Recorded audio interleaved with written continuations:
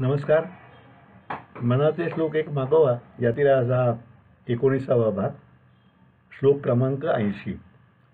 धरा श्रीधरा त्या हरा अंतराते, तरा दुस्तरा त्या परासागराते, सरा विसरा त्या भरा दुर्भराते, करा निकरा त्या खरा मच्छराते. समर्थांच्या समर्थ व्यक्तिमत्वाचा एक एक पैलू त्यांचा विचारांचा अभ्यास करायला लागल्यावर समोरून मन थक्क करतो. या महान संतांची विचारप्रवणता, कवित्व, संतत्व सर्वच विलक्षण आहे. वरील एका श्लोकात त्यांचे सर्व पैलू प्रगट झाले असतात. केवळ भुजंगप्रायातील वृत्ताला श्लोक म्हणून केला तर यातील रस अनुप्रास साधायला अवघड तितकाच म्हणायला प्रत्ययकारी आहे.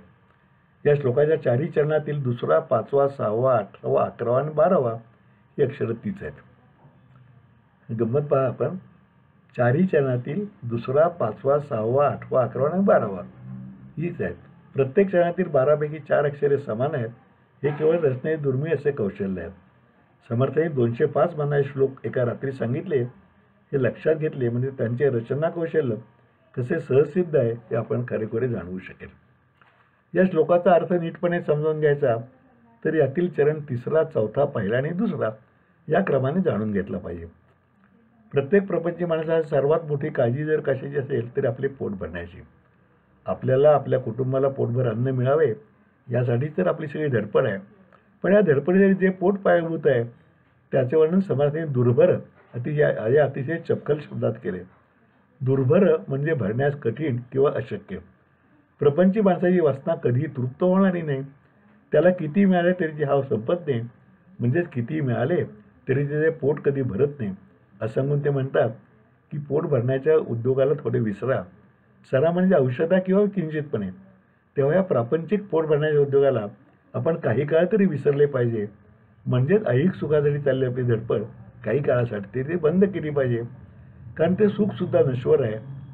माणूस त्याच्या प्राप्तीपासून कधी संपूर्ण समाधान प्राप्त करू शकणार नाही. यासाठी प्रथम ही वासना कमी करायला समर्थ 4थ्या चरणात सांगतात की माणसाचे क्रोध आणि मच्छर म्हणजे मत्सर हे सर्वात मोठे शत्रू आहेत. ते माणसाचा पिच्छा कधी लवकर सोडत नाही. खरे तर माणूसच त्यांच्या तावडीत सुटण्याचा मनोमन प्रयत्न करत नाही. कोणाचेही मानसिक उन्नयन परमार्थिक प्राप्ती व्हायची असेल तर त्याने अत्यंत निग्रहाने संपूर्ण पिच्छा पुरवून या दोन्ही शत्रूंचा संपूर्ण नायनाट केला पाहिजे. मनाची भगवंत प्राप्तीची इच्छा जर तीव्र असेल, ती तळमळ खरी असेल तरच मनुष्य हा निग्रह दाखवू शकेल. थोडक्यात प्रत्येक साधकाने कोणाचाही द्वेष किंवा मत्सर करता कामा नये. वास्तविक दुसऱ्याचे चांगले झाल्याने आपले वाईट होणार नसतं. पण प्रापंचिकाची सहज वृत्ती अशी असते की त्याला ते बघवत नाही. शेजारच्या मुलीचा विवाह ठरवून जावई चांगला मिळाला तरी उगीच मत्सर वाटतो. वास्तविक आपण आपल्या मुलीलाही चांगला पती मिळू शकतोच की, पण नाही, मत्सर असतोच माणसाच्या मनात. मराठी चित्रसृष्टीत एक गंमत मला नेहमी आठवते. आता मी सिनेमाही निर्माण केले 5 चांगले, त्यामुळं त्याचाही अनुभव मला उदंड आहे. त्यातली गंमत सांगतो. कोणाही निर्मात्या नवीन चित्रपट प्रदर्शित झाला की बाकीच्या निर्मात्यांचं कुतूहल असतं. त्यांच्या चौकशा सुरू होतात. पहिल्या दिवशी सर्व खेळ उत्स्फूर्त झाले का, आठवडा कसा गेला. वास्तविक तो चित्रपट चांगला चालला म्हणून या निर्मात्याचा चित्रपट पडणार नसतो किंवा तो पडला तरी याचा चित्रपट जोरात चालणार असेही नसते. पण मत्सर असतो ना. मग जेव्हा कळते की हा दुसरा चित्रपट चांगला चालला नाही की याला उगीच समाधान वाटतं. हे कसलं समाधान. पण मानवी प्रापंचिकाची हीच गंमत आहे. ज्याला स्वतःचे खरं हित साधून धरून जायचं आहे त्याने अशा द्वेष आणि मत्सर आणि क्रोधाला तिलांजली दिली पाहिजे. म्हणजे प्रापंचिक धडपड विसरायची, मत्सराशी निकराने लढा देऊन त्यावर विजय मिळवायचा असं समर्थ पहिल्या चरणात म्हणतात की हरा अंतरीचा म्हणजे प्रत्यक्ष महादेवाच्या अंतरात असणारा श्रीधर म्हणजे लक्ष्मीचा पती म्हणजेच विष्णू भगवान याला आपण मनपूर्वक भक्तीने हृदयात कायम करावे. म्हणजेच पूर्ण श्रद्धेने निश्चयाने परमेश्वराची भक्ती करावी. या तिन्ही गोष्टी केल्या तर साधक अवघड अशा संसाराचा सागर म्हणजे भवसागर पार करून भगवंतापर्यंत पोहोचू शकेल. आता हा दुसरा चरण समर्थाने घेतला. म्हणजे जसं एक डिझेल मशीनमध्ये फायरिंग ऑर्डर असते ना, 4 सिलेंडरचं मशीन असलं तर ते सिलेंडर कसे फायर होतात ही 1, 2, 3, 4 असे होत नाहीत. ते कधी 3, 2, 1, 4 अशी काही फायरिंग ऑर्डर असते. तर या श्लोकाची जर आपण फायरिंग ऑर्डर बघितली तर तिसरा, चौथा, पहिला आणि मग दुसरा. आता दुसरा श्लोक, दुसरं चरण की ज्या पहिल्या 3 चरणाच्या इतर 3 चरणाच्या गोष्टी केल्या तरच साधक अवघड असा संसार सागर तरुण जाऊन भगवंतापर्यंत पोहोचू शकेल। हा सागर फार मोठा, उल्लंघून जायला अवघड आहे, पण पूर्ण भक्तीच्या अवेनेस तो साधक तो कधीतरी पार करून आपले उद्दिष्ट गाठू शकेल। या श्लोकाची रचना अशी मनोहर आणि अर्थ सखोल मानवी जीवनाचा प्रपंच आणि षड्रिपू निस्सीम भक्ती या सर्वांचा साकल्याने विचार करायला लावणारा असा सर्वस्पर्शी आहे। म्हणून म्हणलं की समर्थांच्या सर्व अलौकिक वाङ्मयीन वैशिष्ट्यांनी सिद्ध असा हा श्लोक आहे, विकार विसरायला लावणारा आणि विचार करायला लावणारा। जय जय रघुवीर समर्थ। श्लोक क्रमांक 81। मना मच्छरे नाम सांडू नका हो, अति आदरे हा निजध्यास राहो, समस्तामध्ये नाम हे सारा आहे, दुजी तुळना तुळिताही नसा आहे। समर्थही श्लोक क्रमांक 81 म्हणजे हा श्लोक ते 101 मधून नामस्मरण या साधनेचे अलौकिक महत्त्व वर्णन केले। मात्र पूर्वीच्या श्लोक समुच्चयाप्रमाणे एखादा समांचरण म्हणजे ओळ या प्रत्येक श्लोकात नाही, तरीही या सर्व श्लोकांना ते नामस्मरण या एकाच सूत्रात ओले आहे। परमेश्वराची उपासना करण्याची अनेक साधने आहेत, त्या सर्वांचा हेतू परमेश्वर प्राप्ती हा एकच आहे, परंतु प्रत्येक साधना मार्गाचे वैशिष्ट्य वेगवेगळे आहे। ज्या साधकाला जो मार्ग रुचेल, सहजपणे पचेल तो त्यांनी निवडावा, पूर्ण एकाग्रतेने त्या मार्गाने साधन करावे।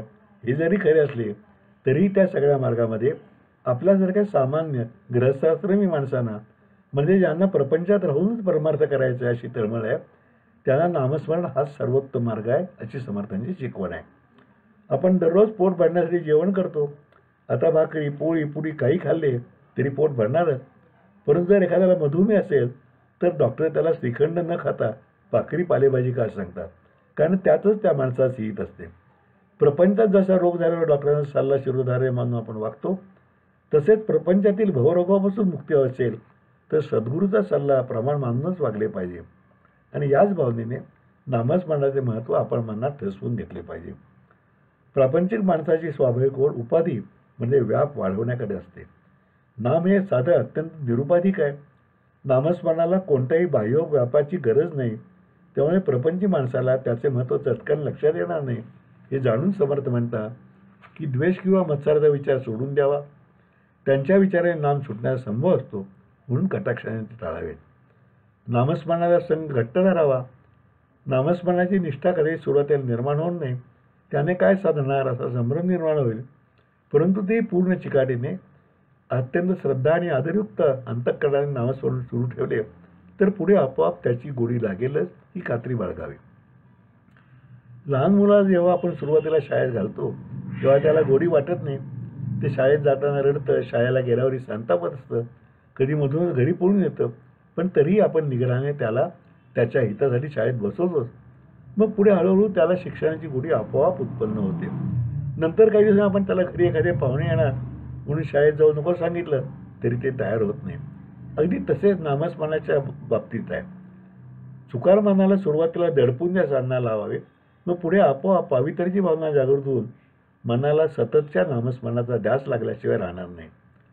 नामसाधनाची महत्ता सांगताना समर्थ म्हणतात की इतर सर्व साधनांचे सार आहे। जसे आपण ताक घुसळलं त्यातील सारस्वरूप लोण्याच्या रूपाने वर येते, तसे नाम हे साधन आहे। भगवंत हा निर्गुण निराकार आहे, तसेच नाम हेही निर्गुण निराकार आहे। भगवंत सूक्ष्मरूप आहे, तसेच नाम ही सूक्ष्म साधन आहे।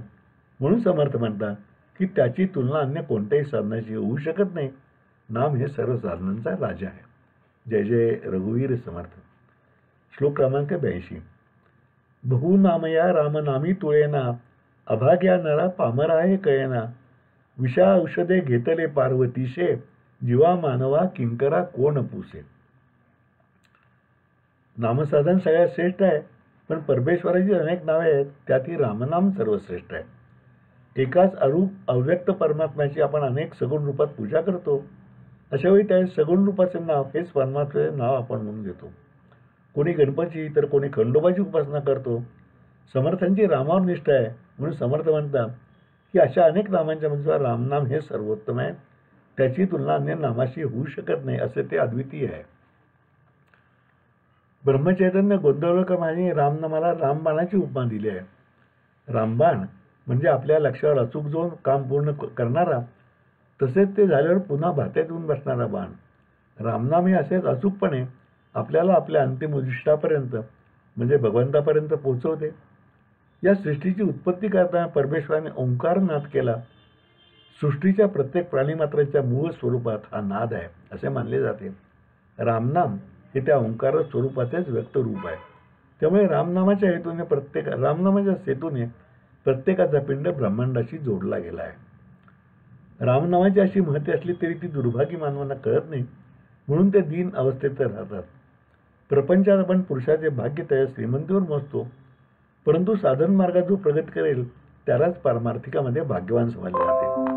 नामस्मरण करणारा भक्त अन्य साधना आणि उपासना करणाऱ्या भक्तापेक्षा स्वतःची प्रगती लवकर करून घेऊ शकतो, म्हणून असा भक्त भाग्यवान होय. रामनामाचे महत्त्व स्पष्ट करण्यासाठी त्याने आणखी एक दाखला दिलाय. पुराणकाली जेव्हा देव आणि दानव यांनी समुद्रमंथन केले, त्यातून रत्नांच्या बरोबर अतिशय जहाल असे हलाहल विष बाहेर पडले. त्या विषामुळे जगातील प्राणी मात्र तडफडू लागले. तेव्हा भगवान शंकराने जगाचे रक्षण करण्यासाठी ते विष प्राशन केले. त्यामुळे त्यांचा कंठ निळा झाला. शंकराला निळकंठ नाव मिळाले, परंतु त्या विषामुळे त्यांच्या अंगाचा प्रचंड दाह सुरू झाला. तो दाह शमवण्यासाठी त्यांनी जटेवर शीतल असा चंद्र धारण केला, परंतु तेही दाह थांबेना. म्हणून त्यांनी मस्तकावर गंगा धारण केली, परंतु त्यांचा स्वस्थता लाभेना. शेवटी त्यांनी त्या भयंकर विषावर औषध म्हणून रामनाम कंठामध्ये धारण केले आणि त्या रामनामाच्या प्रभावाने मात्र त्यांचा दाह शमला. याच गोष्टीचा उल्लेख करून समर्थ सांगतात की प्रत्यक्ष पार्वतीशाने म्हणजे पार्वतीच्या पतीने म्हणजे शंकराने विषावर अंतिम औषध म्हणून रामनाम घेतले. तेव्हा त्यांनाही जेथे रामनामाचा आधार घ्यावा लागला तेथे आपल्यासारख्या एकशेन माणसांची काय कथा. तात्पर्य असे की खुद्द भगवान शंकरांनाही रामनामाचे अतुलनीय मोठेपण पटले होते. तेथे आपल्यासारख्या सामान्य माणसाने नामाच्या सामर्थ्याची शंका घेणे हीनपणाचे आहे. म्हणून आपण मनात कोणत्याही शंका कुशंका न आणता पूर्ण आणि अविचल श्रद्धेने रामनामाची कास धरावी. जय जय रघुवीर समर्थ. श्लोक क्रमांक 83. जेणे जाळीला कामतो राम ध्यातो, उमेसी अति आदरे गुणगातो, बहुज्ञान वैराग्य सामर्थ्य जेथे, परी अंतरी नाम विश्वास तेथे. नामस्मरणाचे महत्त्व वर्णन करताना समर्थ या श्लोकात पुन्हा भगवान शंकराचे उदाहरण पुन्हा सारखं समोर ठेवतात. शंकराला महादेव म्हणजे मोठ्यातला मोठा देव म्हणतात. असा सर्वश्रेष्ठ देवसुद्धा रामनामाचा साधक आहे. महादेवाने आपला तिसरा दरवाजा जर उघडला तर त्यातून जे तेजकर्ण बाहेर पडतात ते समोरच्या वस्तूचे भस्म करून टाकतात असा पुराणात उल्लेख आहे. कामदेव म्हणजेच कामवासनेची अधिष्ठात्री देवता ती म्हणजे मदन. भारतीय पुराणामध्ये कामवासनेचे प्रतीक म्हणून पुरुषामध्ये मदन आणि स्त्रियामध्ये रती अशी रतिमदनाची जोडी कल्पिली आहे. लोकांच्या मनात कामभावना, प्रेमभावना, वासना निर्माण करणे तसेच त्यांना उद्दीपित करणे हे या जोडीचेच कार्य आहे असं मानलं जातं. मदनाने आपल्या मदनलेने प्रत्यक्ष आदिमाती पार्वतीला एकदा संभ्रमात पाडले होते. तेव्हा त्याच्या या कृतीचा भगवान शंकरांना अतिशय राग आला. त्यांनी आपला तिसरा नेत्र ओढून मदनाला जाळून टाकले अशी पुराणातील गोष्ट आहे. त्याचा उल्लेख इथे श्री शंकराने सामर्थ्य वर्णन करण्यासाठी केला असून महादेवाचे वर्णन ज्याने प्रत्यक्ष मदनच जाळून टाकला तो श्री शंकर असे केले आहे. जेणे जाईला काम असं शंकराचं वर्णन केलेलं आहे. त्यामुळे शंकर म्हणले की पार्वती आठवून शंकर पार्वतीचे रूप समोर येते. तसेच उमा म्हणले की शंकराचे महेश हे दुसरे नाव समोर आठवून दोघांचे उमा महेश हे नाव आठवते. म्हणजे देवदेवता त्याच असल्या तरी आपल्या मनातील त्यांचे नाम प्रत्येक वेळी वेगवेगळे येत असते. अनेक नावातून येणारा एकमेव भगवंत या अद्वैत विचाराचे छोटे उदाहरण नाही का. महादेव मोठे ज्ञानी, विरागी, सामर्थ्यशील आहेत. ज्ञानाचा संबंध बुद्धीशी, वैराग्याचा संबंध वृत्तीशी, सामर्थ्याचा संबंध देहाशी असतो. म्हणजे या तिन्ही बाबतीत महादेव सर्वश्रेष्ठ आहेत हे समर्थांना सांगायचं आहे. हे तिन्ही गुण परमार्थात चढत्या क्रमाने मांडायचे झाले तर सामर्थ्यवान, ज्ञानी आणि विरागी असा क्रम लावा लागेल. सामर्थ्यवान माणसाला अन्य ज्ञान असेल असे नाही. एखादा प्रसिद्ध पैलवान अन्य बाबतीत अज्ञानी असू शकेल. त्याला कुस्तीचे ज्ञान परिपूर्ण असेल पण इतर ज्ञान नसेल. त्याच्या पुढची पायरी म्हणजे बुद्धिवान माणसाला ज्ञान खूप असेल परंतु आत्मज्ञान आणि त्याच्या योगानं वैराग्य बिलकुल असणार नाही.